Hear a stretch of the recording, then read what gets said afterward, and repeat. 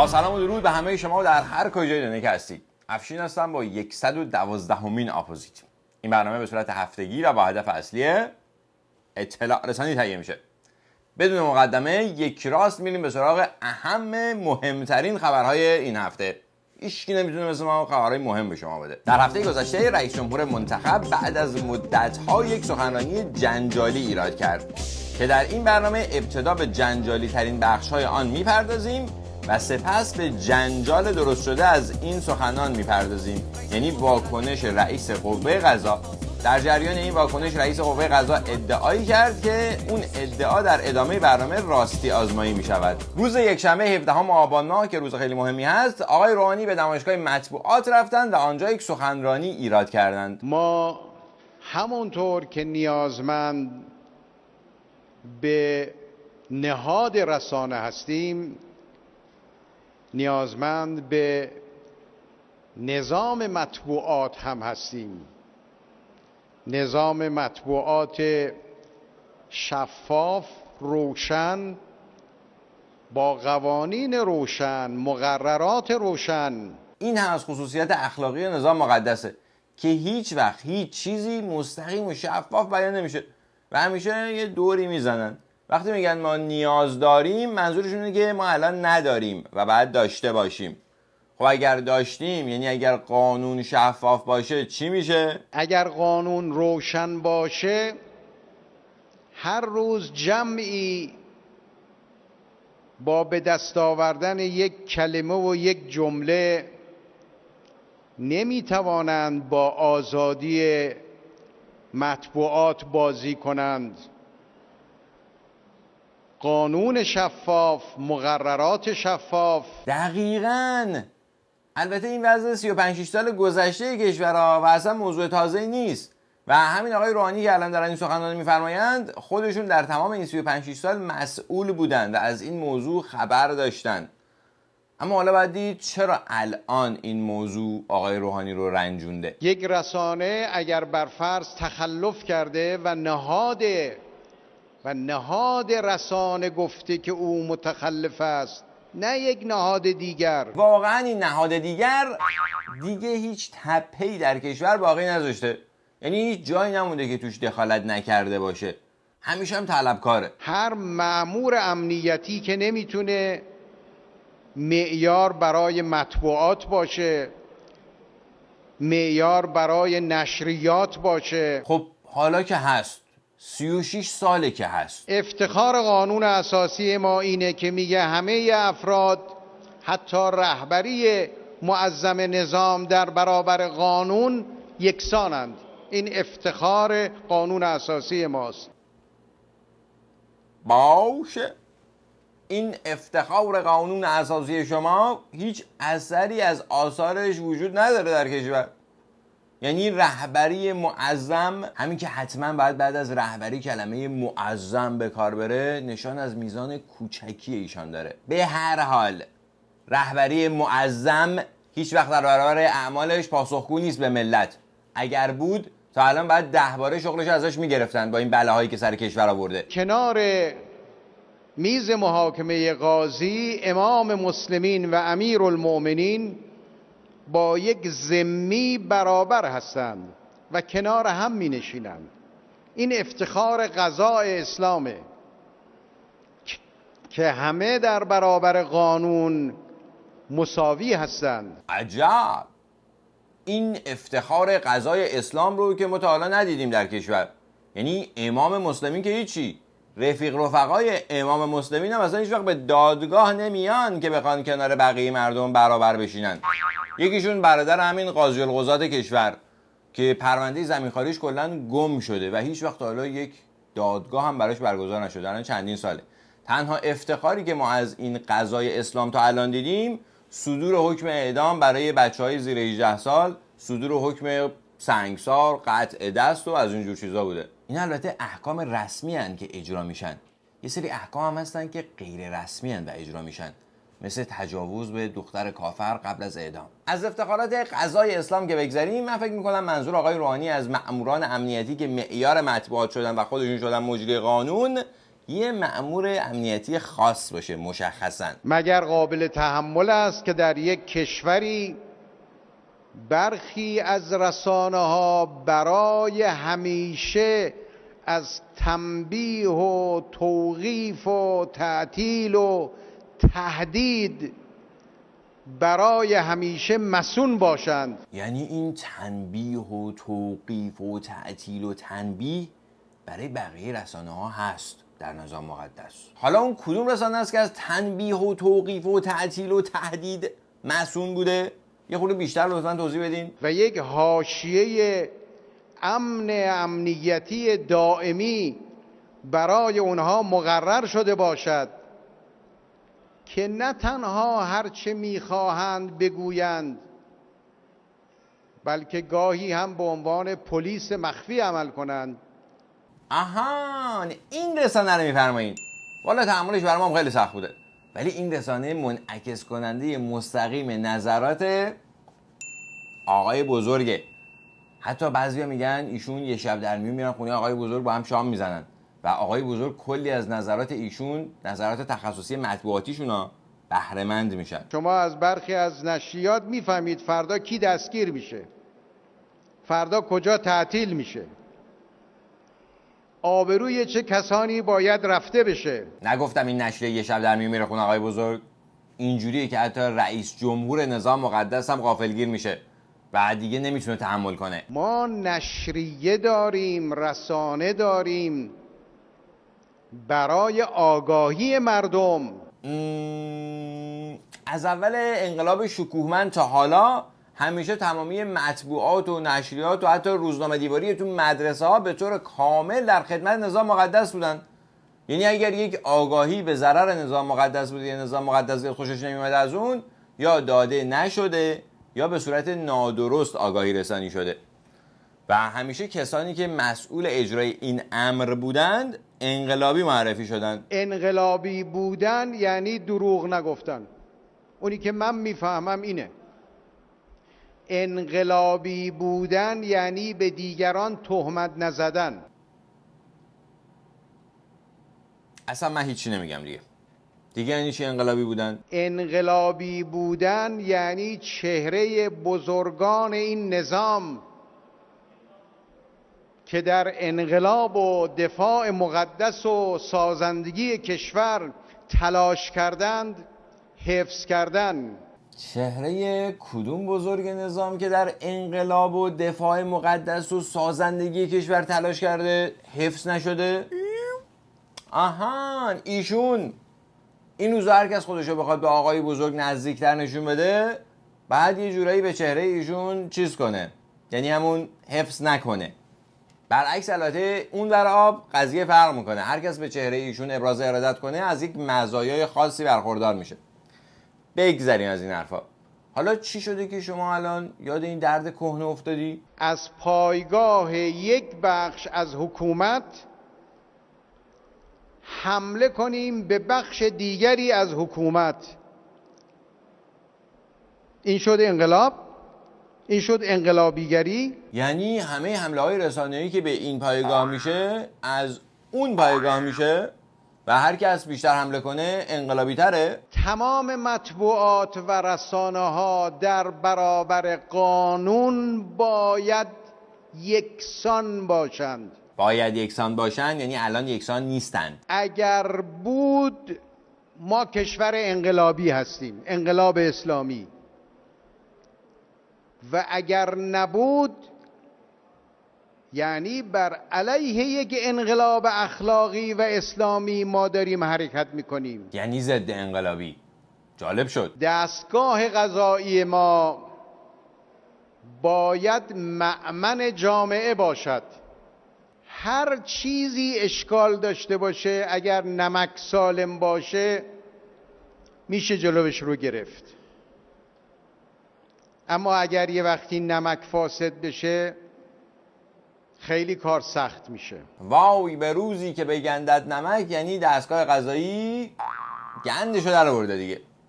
این اوج سخنان آقای روحانی در این سخنرانی بود. اون مطبوعه‌ای، اون روزنامه‌ای، اون سایتی به معنای واقعی کلمه ضد انقلابه که شما وقتی باز میکنی یه چیزی از شما کم میکنه. صفحه اولش میخونی یه چیزی از شما کم میکنه، صفحه دومی میخونی یه چیز دوم کم میکنه، صفحه اولی میخونی امید رو از شما میگیره، صفحه دوم میخونی اعتماد رو از شما میگیره. پس به طور مشخص این مطبوعه و مطبوعه های دنبال کنندش رسانه های ضد انقلاب هستند به معنای واقعی کلمه. فردا این روز خبرنگاران از وزیر ارشاد رئیس جمهور راجع به این سخنان رئیس جمهور سوال کردند. جنتی معتقد صحبت‌های دیروز رئیس جمهور درباره حاشیه امن برخی رسانه‌ها هم کاملا شفاف بوده و به تفسیر نیاز نداره. رئیس جمهور صحبت خودشون کردن دیگه، من که نمیتونم تفسیر صحبت ایشون بکنم. صحبت ایشون به نظر من کاملا شفاف بود، روشن بود، قابل فهم برای همه بود، نیازی به شرح و تفسیر بنده نداره دیگه. شفاف. اوج شفافیت در نظام مقدس اینه که هیچ وقت اسم شخص یا نهادی برده نمیشه و همیشه صفاتش گفته میشه و یه جورایی بهش اشاره میشه. البته این اشارات انقدر مشخص بود که الان برای ما روشنه که آقای روحانی منظورش کدوم مطبوعه بود. آقای جنتی در همین نشست خبری یه سخنان دیگه هم گفتن از جنس همون سخنان روز قبل آقای روحانی. ما از همه رسانه‌ها، نشریات، خبرگزاری‌ها، پایگاه‌ها دعوت کردیم که در نمایشگاه شرکت بکنن.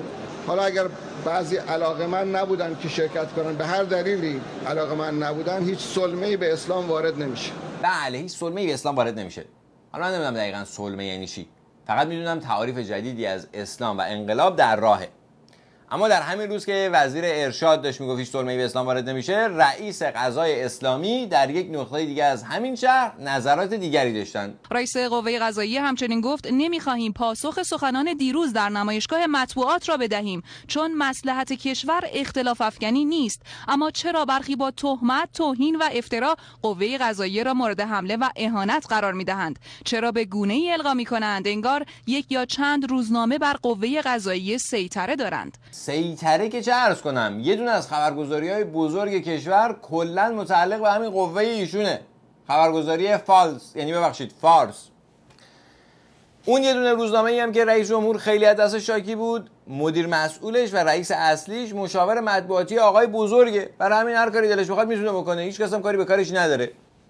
تازه ایشون نمیخواستن جواب رئیس قوه مجریه رو بدن، برای همین صداشون رو پخش نکرد صدا و سیما که این حرفا رو زدن، اما یه بخشای دیگه‌ای که یه حرفای دیگه‌ای زدن و صداشون پخش شد. اما کسانی که منتقدن زیر بار بدترین اتهامات واقع بشن که اینا داره خلاف مردم عمل میکنن، چرا این حرفا رو ما میزنیم؟ همین نقد نیست، این یه نوع افتراءه.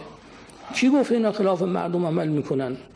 مگر آمار مردم دست شماست که این ادعاها رو میفرمایید؟ بله، مگه دست شماست؟ آمار مردم دست ایناست. این تکنیک مسئولین نظام مقدس بوده که همیشه کارهایی که می‌خواستن انجام بدن رو به اسم این خواسته مردم است انجام میدادن، از اون اول تا همین الان. حالا که در نظام مقدس یک اشتقاقاتی داره به وجود میاد، همین تکنیک رو بر علیه همدیگه استفاده میکنن.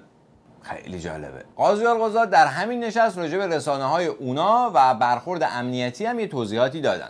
اگر یک رسانه‌ای به جای نقش آگاهی بخشی و ارتقاء سطح آگاهی‌های عمومی، به جای ترویج اخلاق داره برای اجانب کار میکنه، با گرفتن پول اطلاعاتی رو میده که حتی اگر عنوان جاسوسی برش تطبیق نشه ولی خلاف امنیت کشور بودن، کاملا در موردش قابل صدق یا اقلا اتهامش متوجه اوست، دستگاه قضایی نمیتونه بی توجه باشه. اینا میگن اونا آگاهی رسانی نمیکنن، اطلاعات امنیتی کشور رو در اختیار اجانب قرار میدن، پس جاسوسن. اونا میگن اینا آگاهی رسانی نمیکنن و مردم مایوس میکنن، پس ضد انقلابن. خیلی جالبه، مردم هم موندن این وسط. اما در پایان همین سخنان آقای قاضی القضات کشور حجت الاسلام صادق لاریجانی فرمودن دستگاه قضایی نمیتوانه بی توجه باشه. با گرفتن پول اطلاعاتی رو میده که حتی اگر عنوان جاسوسی برش تطبیق نشه ولی خلاف امنیت کشور بودن کاملا در موردش قابل صدق یا اقلا اتهامش متوجه اوست. دستگاه قضایی نمیتونه بی توجه باشه. دستگاه قضایی نمیتونه بی توجه باشه. از بس نگران کشوره.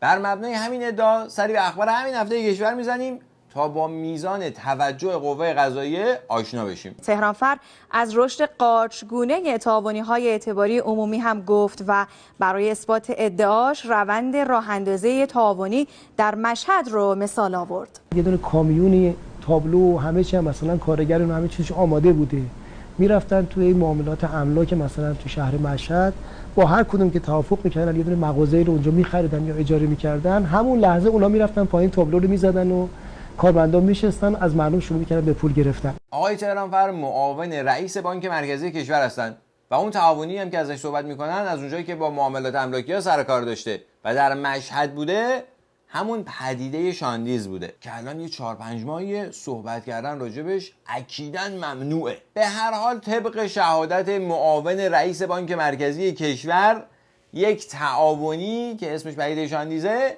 تو روز روشن داشته در این حجم کلاهبرداری میکرده یا حداقل کار غیرقانونی انجام میداده. نه یه روز دو روزا، چند سال. قوه قضاییه هم که خیلی با توجهه رفته بوده گل بچینه. از منابع قرض الحسنه‌ای که بانک‌ها میگیرن درصد خیلی بالایش رو صرف وام دادن به مدیران همون بانک و کارمندای همون بانک میکنن. از این شما عدد رقمی دارین؟ بانک‌ها در واقع طبق یه سنت دیرینه به کارکنان خودشون قرض الحسنه میدن. قرض الحسنه هم حد و حدود داره. به خود من ذهنم اصلا اینطور. من فکر می‌کنم حد اکثر اگه بتونیم آمارا رو در بیاریم 20 تا 25% بیشتر نیست. از منابع قرض الحسنه، از منابع قرض الحسنه صرف کارکنان خودشون و مدیران خودشون یا هر جای دیگه شده. وام قرض الحسنه وام‌هایی هستش که بهره اصلا بهش تعلق نمیگیره. یعنی اصل پول رو ماه به ماه ذره ذره پس میدن. منابعش هم از طرف بانک مرکزی تأمین میشه از طریق منابع و ثروت‌های کشور، یعنی همون که اینا بهش میگن بیت المال، مثل پول فروش نفت و معادن و مالیات و اینجور چیزا. حالا 20 تا 25% این منابع تعلق میگیره به کارمندان بانک بر اساس یه سنت دیرینه. نه اون کسانی که پشت باجه میشینن ها. کارمندان بانک یعنی یه تعداد محدودی که اون بالا هستن، رئیس رؤسا. قوه قضاییه اسلامی هم که نمیتونه بی تفاوت باشه، اصلا یه طرف دیگر رو نگاه میکنه.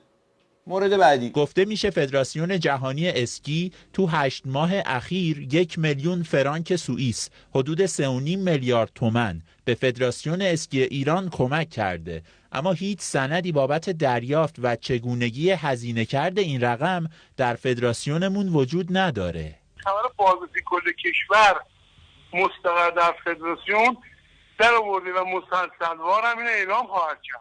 البته سازمان بازرسی پیگیر ماجراست. بله، بعد از اینکه این خبر در سایت‌های اجانب منتشر شد و یه خبرنگار بیکار وطنی این خبر رو ترجمه کرد، ما تازه فهمیدیم تو کشور خودمون چه خبره. همه اخباری که نظام مقدس زیاد باشون حال نمی‌کنه همین جوری آگاهی رسانی میشه. حالا بعد از اینکه این خبر در سایت‌های داخلی منتشر شده، قوه قضاییه هم ورود کرده به قضیه که بیشتر از این ضایع نشه. بازار سیاه رسمی در سفرهای هوایی این بار به بهانه 40.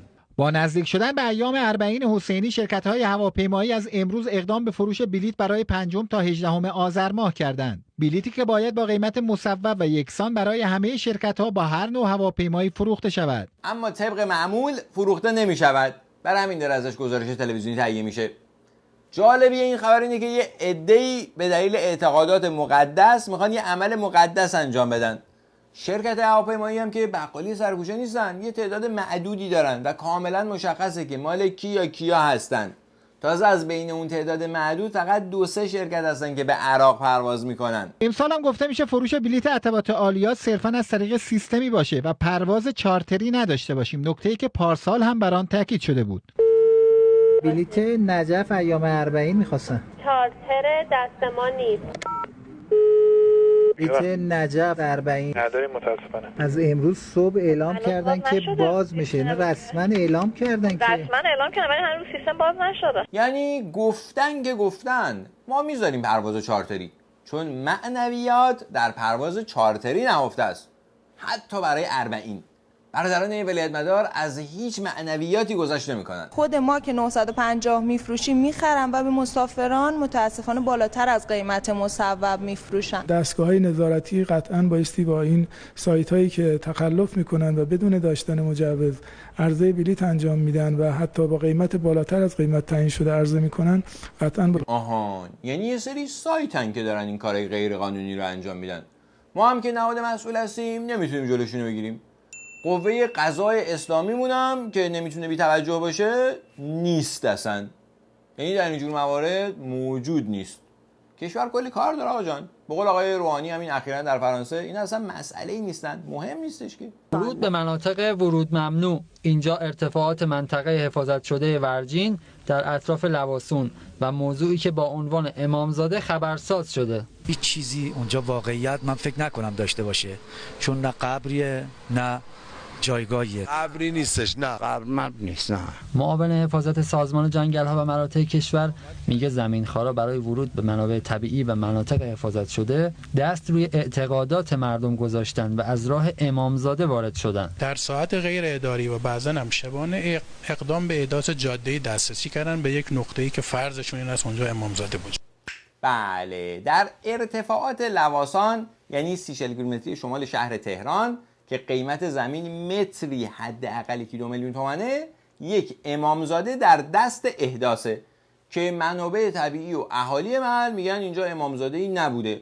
حالا ببینیم نظر اوقاف چی بوده. سراغ اداره اوقاف هم که رفتیم از برخی مدارک موجود نتیجه گرفتن که اونجا به جای یک امامزاده 2 امامزاده وجود داره. تقریبا مشخصه، یعنی همون تیکه چند متری مشخص میشه که امامزاده در اونجا دفن شده. توجه کردی؟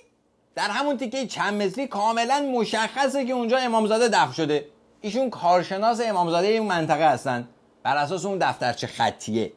مهم نیست خط کیه، مهم اینه که خطیه و چاپی نیست. خلاصه جایی که زمین بالای متری 1-2 میلیون تومان هست قطعا امامزاده هست. وقتی هم که امامزاده باشه یعنی زمین‌های اطرافش که مال کسی نیست الان وقف امامزاده است، میرسه به امامزاده. امامزاده هم که به این همه زمین احتیاج نداره. پس اداره اوقاف یعنی همین آقایی که کارشناسه زمین‌ها رو میفروشن به مردم. این فرمول تازگی‌ها خیلی معنویات میرسونه. واگذاری زمین‌های اوقاف به مردم با کاربری کشاورزی بخشی از مشکلات منطقه کرشته. بعضی از موارد این نکته مورد توجه اداره اوقاف قرار نگرفته و مردم رو راهنمایی نمی‌کنن که آقا این اراضی زراعی حق ساخت و ساز ندارید. منطقه جزء بافت هست یا نه؟ نه، خارج بافته. تو حریم شهر بومهن شهردار موظف بوده که جلوگیری کنه از کارش. توجه فرمودین؟ این امامزاده کرشتم که اون برای کوه امامزاده لواسونه از همین امامزاده های جدید الاحداثه که یک عالمه زمین اوقافی داشته اطرافش. اصلا اون بالا سر کوه اون زمین ها مال کی بوده که وقف امامزاده کرده؟ خلاصه زمین های اوقافی به فروش رسیده توسط اداره اوقاف محل. در چه ابعادی؟ منطقه کرشت یک قطعه زمینی هستش، مجموع زمین متعلق به اداره اوقاف هستش، حدود 1750 هکتار زمین کلن. یعنی نه 1 متر 2 متر، 1750 هکتار زمین اوقافی میشه 17 میلیون و 500 هزار متر مربع، یعنی 17.5 کیلومتر مربع زمین. صد رحمت به صهیونیستا. بعد که اداره اوقاف زمین ها رو به مردم معمولی به فروش رسونده، شهرداری اومده بهشون جواز فروخته. حالا که مردم رفتن با جواز شهرداری ساختند، قوه قضاییه وارد شده و زمینای مردم رو خراب میکنه. میگه اینجا زمین زراعی بوده، نمیگه که اصلا اوقاف این زمینا رو از کجا آورده بوده. تصرف زمین‌های منابع طبیعی و ملی در منطقه مشا به امامزاده هاشم رسید. مسیح هم شما نگاه میکنید حریم اشاعر گوسفند از ورامی میاد میره لار. این بخشی از زمین‌هایی است که اداره اوقاف با منابع طبیعی روی آن بحث دارند، اما ساخت ویلای استیجاری از سوی اوقاف به اصل موضوع پیشی گرفت. هر دفعه که این دوستای ما میرن اونجا میگن که آقای داره ساخته میشه. این خب کجا داره ساخته میشه؟ میگن جزء همون 5000 متری که ما اول جواز داریم. 300 هکتار متعلق به اوقاف. 300 هکتار ناقابل متعلق به اوقاف امامزاده هاشمه در ارتفاع 2500 متری. حالا کی این زمینا رو وقف امامزاده هاشم کرده و اون از کجا این زمینا رو آورده بوده؟ حتما اونم براش دفترچه خطی است و مقدسه. شک کردن در صحتش کفر محضه. خلاصه تجارت اوقاف و امامزاده در شمال شهر تهران با شدت در جریانه. قوه قضاییه هم اصلا بی توجه نیست.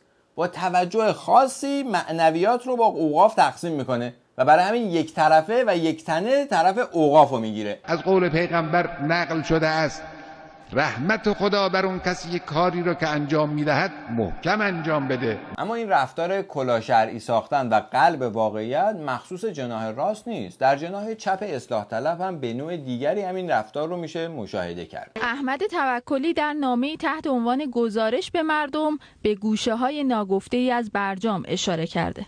به طور مثال درباره وزیر امور خارجه نوشته برای ظریف که گفته بود کلمه تعلیق در هیچ کجای برجام نیومده، کلمه ساسپند رو با ماژیک برجسته کردم و به اون نشون دادم. ظریف هم در پاسخ گفته عجب من ندیده بودم. خب ندیده بوده دیگه. خلاصه در این زمینه کلاه شرعی ساختن ظریف و رسایی یا اون متخصص اوقاف در شمال شهر تهران با آقای روحانی که رئیس جمهور هستن هیچ تفاوتی ندارن. همشون یک جور از کلاه شرعی استفاده میکنن. این هویت ماست، این حیثیت ماست، این آینده ماست. هرچه در فهمت آید آن بود مفهوم تو. اگر این برنامه را مفید یافتید در اشتراک گذاری آن با دیگر دوستانتان جدا کوشا باشید. برنامه بسیار زیبا و پرمغزی بود. به صفحه تلگرام آپوزیت بپیوندید. مخصوصا برای دوستانی که در ایران هستن هر هفته میتونن نسخه کم حجم برنامه رو از این طریق دریافت کنن. روی این آدرس کلیک کنید. بعد از اینکه وارد صفحه آپوزیت در تلگرام شدین اون پایین روی جوین کلیک کنید تا عضو صفحه شوید. کسی از هویت و شماره تلفن شما با خبر نخواهد شد، حتی ادمین صفحه که خود بنده باشم. با تشکر از تلویزیون اندیشه و دیگر رسانه‌هایی که در انتشار برنامه همراهی میکنند و با تشکر از همه شما همراهان. تا یه داری دیگر خدا نگهدار و شب و روزتون خوش. خداوند انشاءالله همه ما را آدم کن.